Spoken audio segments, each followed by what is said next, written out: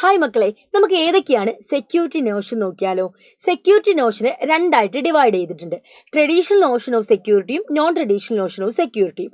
Traditional notion of സെക്യൂരിറ്റീനെ നമ്മൾ external എന്നും ഇന്റേണൽ എന്നും ഡിവൈഡ് ചെയ്തിട്ടുണ്ട്. എക്സ്റ്റേണൽ എന്ന് പറയുമ്പോൾ രാജ്യത്ത് നിന്ന് പുറത്തുനിന്ന് വരുന്ന ഭീഷണികളാണ്. അതിൽ നമ്മൾ വാറൊക്കെ നമുക്കതിൽ പറയാം.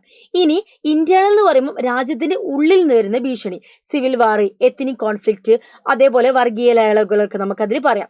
അതേപോലെ നോൺ ട്രഡീഷണൽ നോഷനിലേക്ക് വരുന്ന സമയത്ത് അവിടെ ഹ്യൂമൻ സെക്യൂരിറ്റിയും ഗ്ലോബൽ സെക്യൂരിറ്റിയാണ് വരുന്നത്. അതിൽ നാച്ചുറൽ കലാമിറ്റി, എപ്പിഡമിക്സ്, അതേപോലെ പോവേർട്ടി, ടെററിസം, ക്ലൈമറ്റ് ചേഞ്ച് ഇതൊക്കെയാണ് വരിക. ഇവിടെ ഏറ്റവും കൂടുതൽ നമ്മൾ ഇമ്പോർട്ടൻസ് കൊടുക്കുന്ന ഇൻഡിവിജ്വലിനാണ്. അതേപോലെ തന്നെ ഈ ഒരു ഹ്യൂമൻ സെക്യൂരിറ്റിയിലും ഗ്ലോബൽ സെക്യൂരിറ്റിയിലും വരുന്ന പ്രശ്നങ്ങളൊന്നും ഒരു രാജ്യത്തിനും ഒറ്റയ്ക്ക് ഹാൻഡിൽ ചെയ്യാൻ പറ്റില്ല.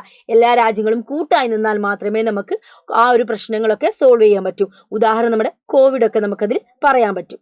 ഓക്കെ, അപ്പൊ ഇത് വളരെ ഇമ്പോർട്ടന്റ് ആയിട്ടുള്ളതാണ്. അപ്പൊ എല്ലാവരും പഠിക്കട്ടോ.